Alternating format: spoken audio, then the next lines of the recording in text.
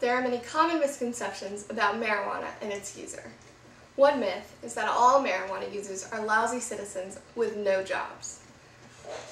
The majority of marijuana smokers are tax-paying, job-attending, hard-working Americans. Although there are always those who set bad examples.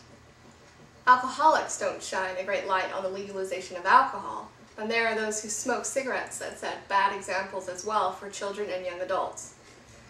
These two activities are known to cause medical conditions and, sadly, death. Another myth is that being under the influence of marijuana is more likely to cause an accident. This is untrue.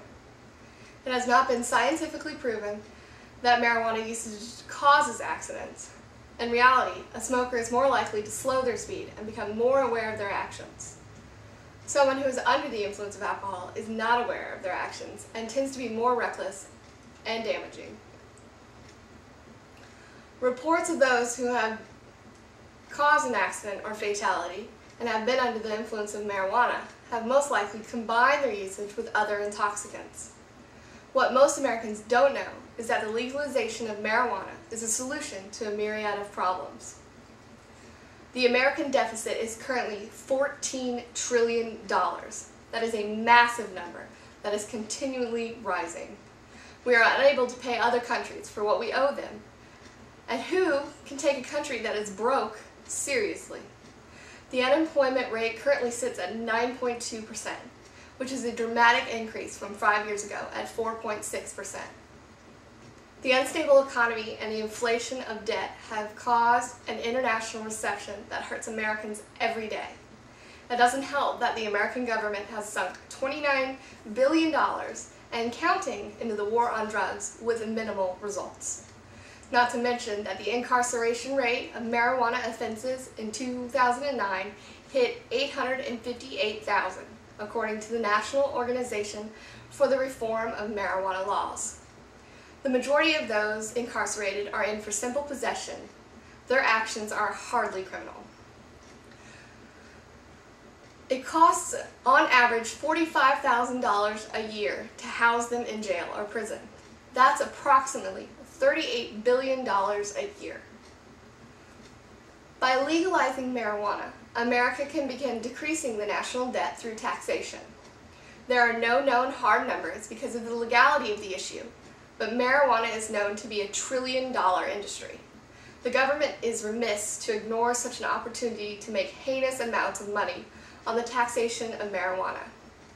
Today, an average pack of cigarettes costs $4.50. 54% of that is state and federal taxes, which amount to over $74 billion a year. Marijuana users pay large inflation prices due to the risks associated with the growing and selling of marijuana. It is true that with the legalization of marijuana, that the price of the product will drop substantially. However, that allows the government the ability to tax heavily. A smoker of marijuana will have no problems paying $30, $10 for the product, and $20 for taxes for an ounce. If the 20 million smokers purchase an ounce every 2 weeks at the price of $30, the profit from taxes alone will be well over $10 billion. Now we must remember that with the legalization of marijuana, the numbers of users will most likely increase, and not to mention that it is possible that the purchase of marijuana would occur more often than every 2 weeks.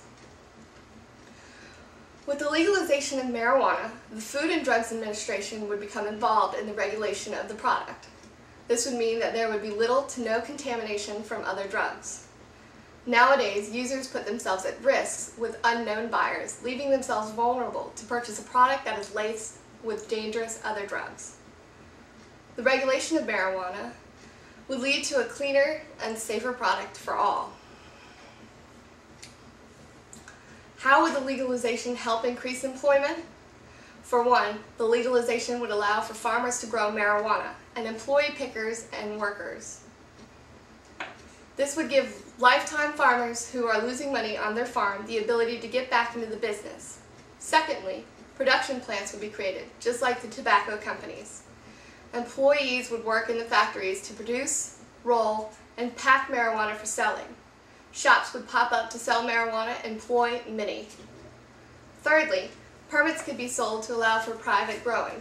This could gain profit for the government and create jobs if there was a stipulation such as so many plants would cost X amount to grow and you must have X amount of employees to qualify for a certain level of the permit.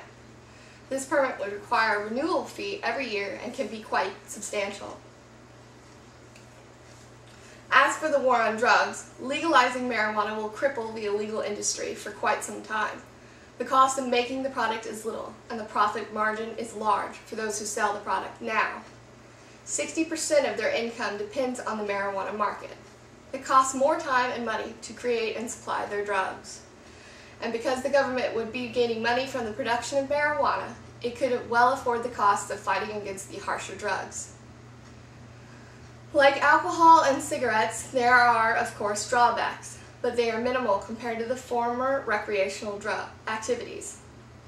Marijuana poses little health risk, damaging the body far less than cigarettes and drinking.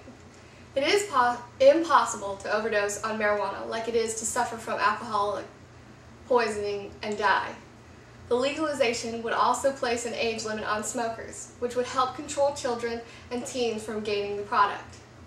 The risks are small, but the potential gain could be enormous.